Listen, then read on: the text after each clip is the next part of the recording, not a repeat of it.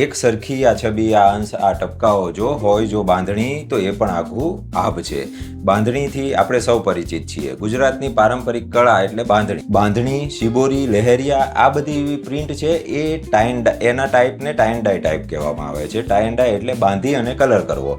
તો આ tie and ડાય જ્યાં જ્યાં દોરાઓને બાંધી દેવામાં આવે ત્યાં કલર પકડાતો નથી, પરંતુ એને જે પહેલેથી વિચારીને કે કેવી પ્રિન્ટ બનશે એ વિચારીને જે બાંધવામાં આવે છે ને, એ કળા ખૂબ જ મતલબ જે બેસ્ટમાં બેસ્ટ કલાકારો હોય છે, કારીગરો હોય છે, એનાથી જે શક્ય છે એ ટાઈપની છે. ખૂબ અઘરી કહી શકાય એક રીતે, પરંતુ એનું રિઝલ્ટ તમે જુઓ તો ખૂબ જ મનને ગમી જાય એવું હોય છે. એ જ રીતે બાટિક કે જે મીણનો ઉપયોગ કરીને ડાઇંગ કરવામાં આવે છે, મીણને પહેલાં લગાવી દેવામાં આવે છે અને ક્રશ કરવામાં આવે છે, અથવા એવી જગ્યાએ કે જ્યાં મીણ લગાવવામાં આવતું નથી અને એને પછી ડાઇંગ કરવામાં આવે ત્યારે જ્યાં મીણ ન લાગેલું હોય અથવા ક્રશ થઈને જ્યાં જગ્યા બની હોય ત્યાં કલર લાગી જાય અને એને બાટિક ડાઇંગ કહેવામાં આવે છે. એ જ રીતે આપણું ફેમસ ધાબુ પ્રિન્ટ, અજરક પ્રિન્ટ, આ બધી પ્રિન્ટમાં મળ, ચૂનો, ગમ આ બધું મિક્સ કરીને પેસ્ટ બનાવવામાં આવે અને આ પેસ્ટને એવી જગ્યાએ લગાવવામાં આવે જ્યાં કલર ચડાવવાનો નથી, અને જ્યાં કલર ચડાવવાનો હોય ત્યાં જગ્યા ખાલી રાખે અથવા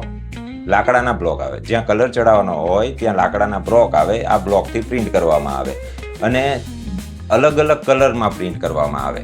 આ બધી કારીગરી એક અદ્ભુત, તમે નમૂનાઓ જુઓ કલાકારીના, કે જેમાં તમારે ખૂબ જ સારા લેવલે વિચારવું પડે. અત્યારના એડવાન્સ ટેકનોલોજીના પ્રિન્ટ મશીનોને ટક્કર આપે એવી કારીગરી છે.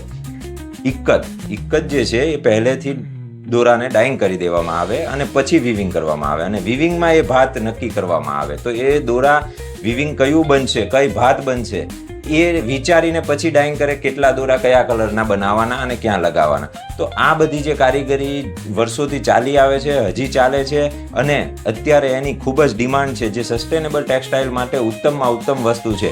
તો એને આપણે પ્રમોટ કરીએ અને સાથે મળીને ઇન્ડિયાનું મેક ઇન ઇન્ડિયા અને આપણે આપણા ટેક્સટાઇલ ઉદ્યોગને આગળ વધારીએ. ધન્યવાદ.